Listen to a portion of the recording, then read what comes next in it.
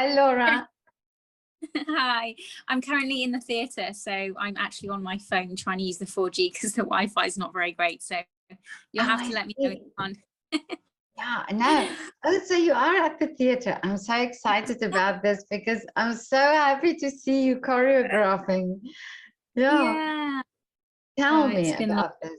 Yeah. so. Well, this was quite a last minute project, really. We sort of got it together in a week, which was quite amazing, really. But Amazing.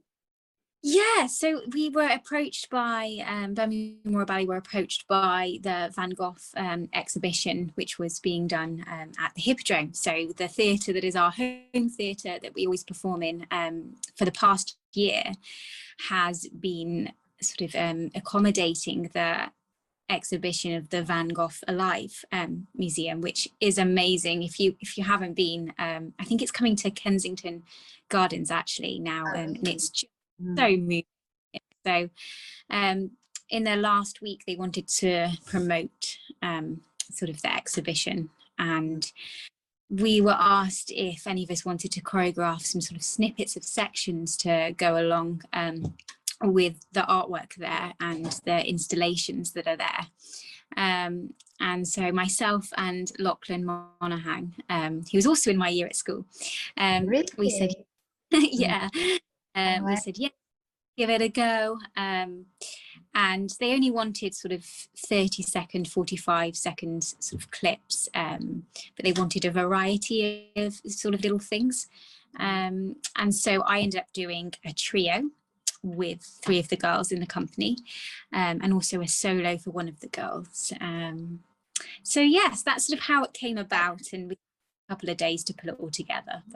But are you dancing as well? Are you just doing the choreography? No, I'm just doing the choreography. So yeah, I always prefer to sort of just be on the outside part. Yeah, Otherwise, I'm sure it's probably easier when you do it that way to have it. Yeah. definitely. But now, but tell me, what exactly did you do in your inspiration then?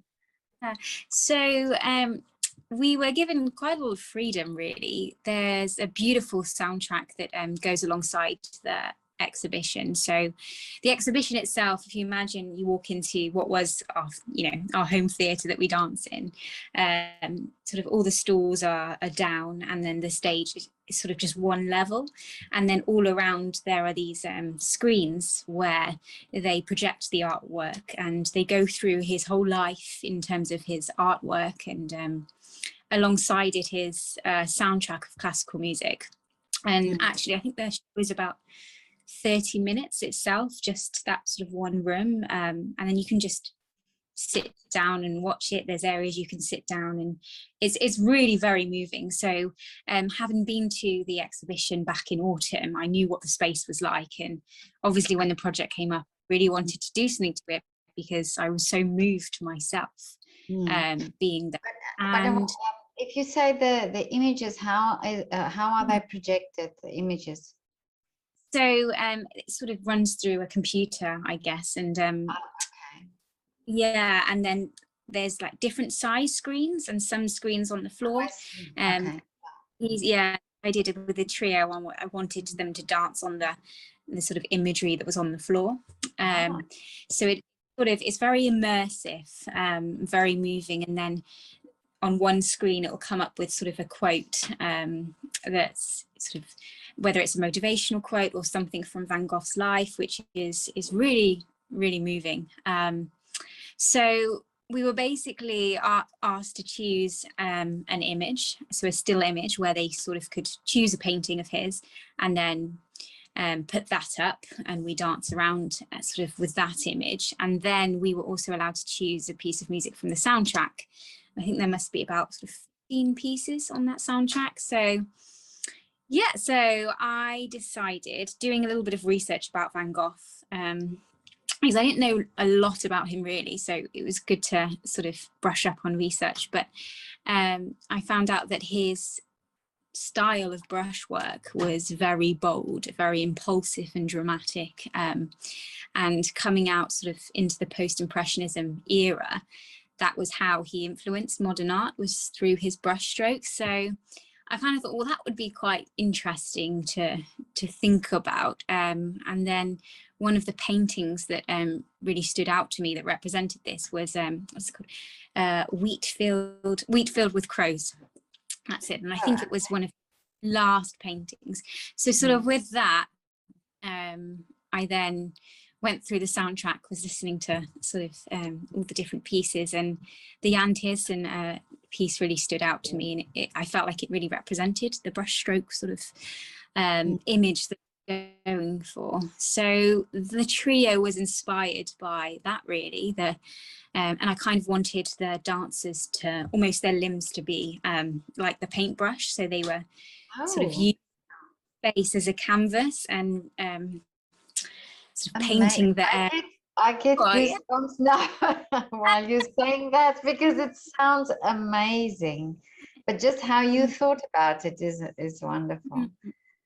So that was the first piece, really. But it was hard because we were only allowed such a small time actually in the exhibition, because obviously the public were coming in and out, so we couldn't sort of get in the way of that.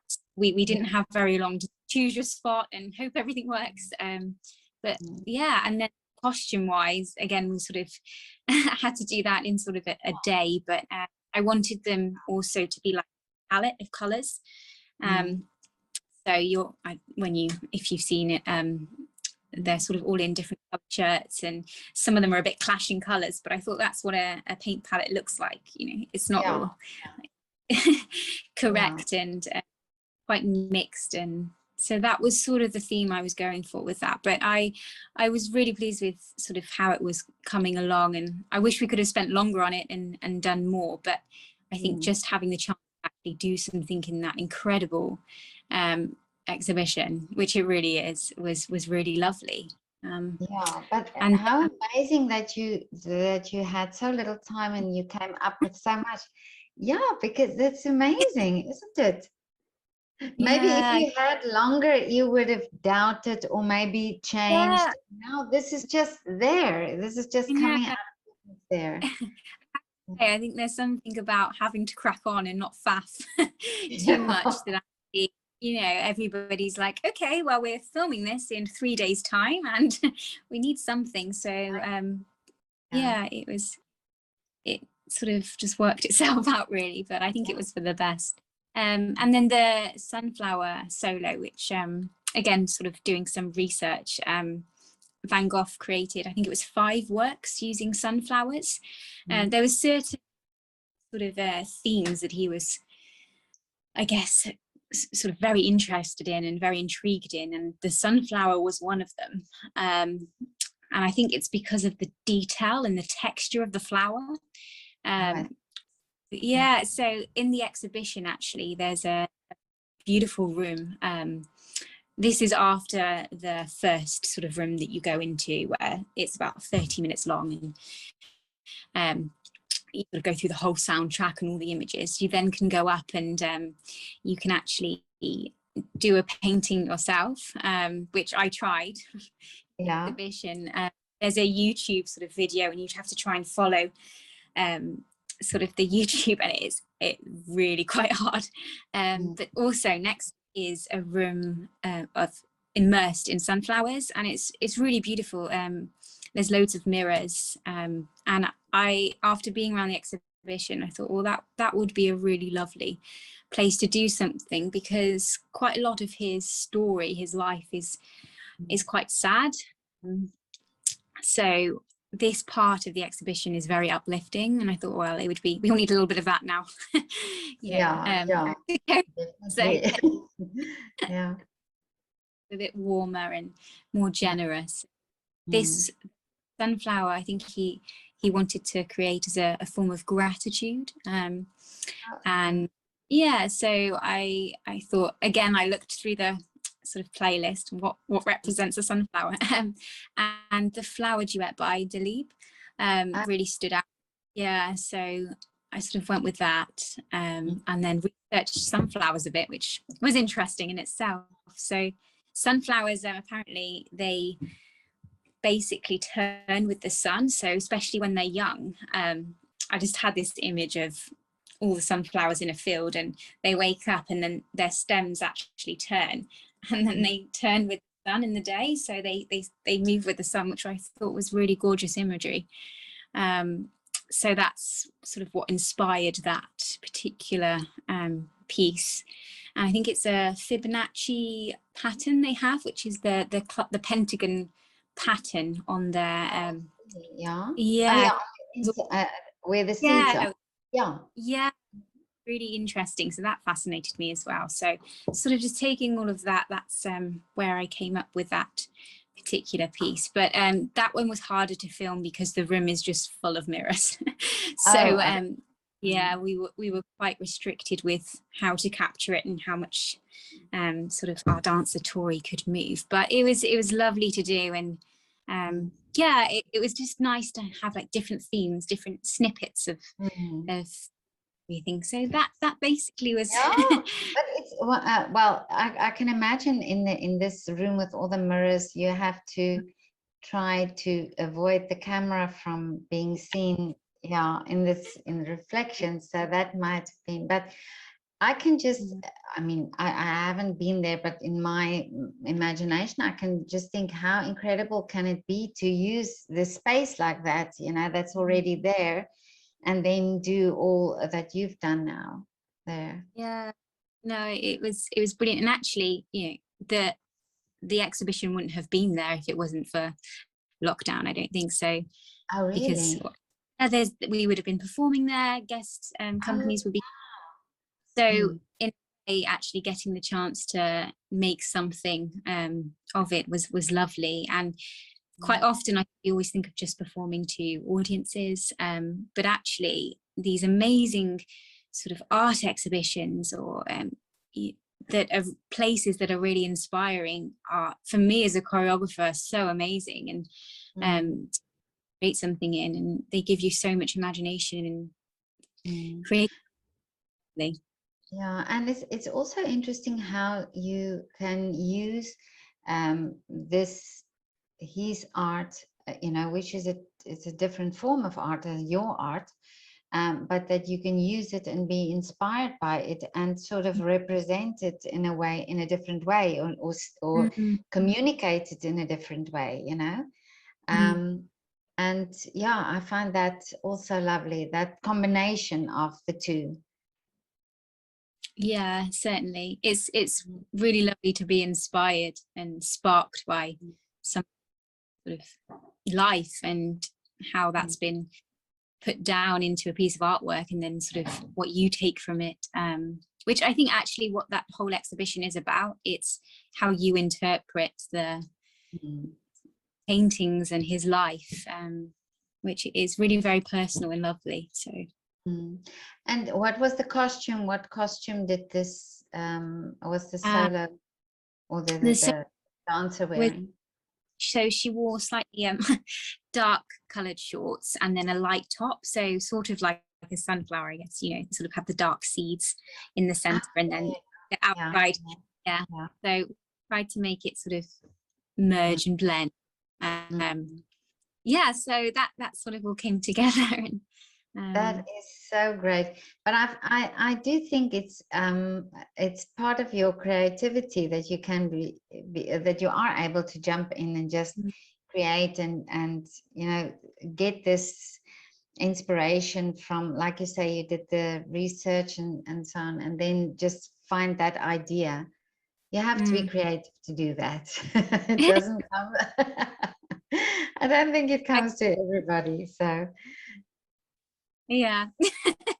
No, I really, for me, having this was like a perfect project really, because when we're busy you don't have time to create, you know, huge, but actually having little side projects, it's really lovely and really cleansing for me, actually, for my imagination and everything, to get my little sort of bits out and be creative. Yeah, but isn't it so interesting that when we talked and during lockdown that I talked about this, and and the next thing I see here you are choreographing. Because when we spoke in lockdown, although I was moving myself, you know, I found it hard to get any projects going, really. I had ideas, but it wasn't until you get back with people and it comes together, and that has been so lovely to end the season being able to be creative and do it with real people, real space. It's just, you can't replace it. So but I think everybody had that feeling, you know. I think it was this as the time went on, I think everybody was sort of just thinking, how long and how can we get out of here? And there was not that motivation anymore, you know. And I think that is the thing. And it just shows you how we need each other, and how that brings then a new ideas and new inspiration, you know, the moment everybody gets out and gets busy again with everything. Yeah, I think it's had a huge impact on my motivation coming out of lockdown and being with people in this. It's very much needed.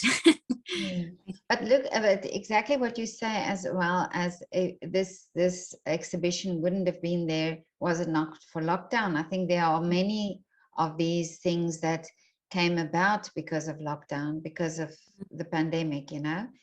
And what a incredible way to see art, because normally when you go in an art gallery and you see just the artwork, if it doesn't immediately speak to you, then of course you're not that motivated to find out more. But now when it comes alive, like you say, and like your part in it as well, of course I'm going to read about this now afterwards. About what you say about the paintings, because it's interesting to find that out. And I think actually that's like you say, it's lovely to do some research on a matter you don't know about and be inspired by research, because actually looking into someone's life and how their artwork sort of changed, and if pieces of their artwork reflected certain moments in their life, it's really powerful. And just sort of putting yourself into somebody else's shoes and getting lost for a half an hour or whatever is lovely. So but how can we see this now? Is it where will this be sort of online somewhere? The exhibition itself it finishes in Birmingham on Sunday actually, and now it's going to Kensington Gardens. But I think actually it's very international, and there's I think 65 different cities it's been to over sort of internationally. I wouldn't be surprised if it's in Vienna sometime. Wow, I'll definitely find out if it is. So it will definitely move about, but I really highly recommend it. And your choreography, where will that be visible? So that is on the Hippodrome, the Birmingham Hippodrome, and actually it was on their website. You can see it there, the Van Gogh Live. You type in Van Gogh Alive Exhibition, there's the trio is on there, and then also media. So yes, sort of floating about on platforms on social media. I'll go and look on the website, and then I'll put the link in the description. Because that would be great to connect it with this video. So Laura, and what are your plans for the summer? Because you've probably now you've had your end of season, and so we have 3 more shows, 1 tonight and 2 tomorrow, and then we break the summer. So my partner and I are going to Gibraltar, hopefully, if restrictions stay. Some sunshine for sort of a week, and then we will just be exploring the UK, making the most of sort of doing some day trips, which are nice, and seeing friends, and enjoying, hopefully, all the sort of cities and towns opening again properly. But I just pray we're gonna go find you know. Well, here, most things are open as well, and I actually went to a performance the other night, and I didn't have to wear a mask, which was very Wow. lovely. Yeah, yeah. So, Gosh. yeah. So I think I think things are looking up, and you know, slowly it will be. Mhm. There are less and less restrictions, hopefully. Yeah, Yeah. yeah. But Laura, have a lovely weekend and Thank you. a lovely summer. And Thank you. really congratulations with this that you've done.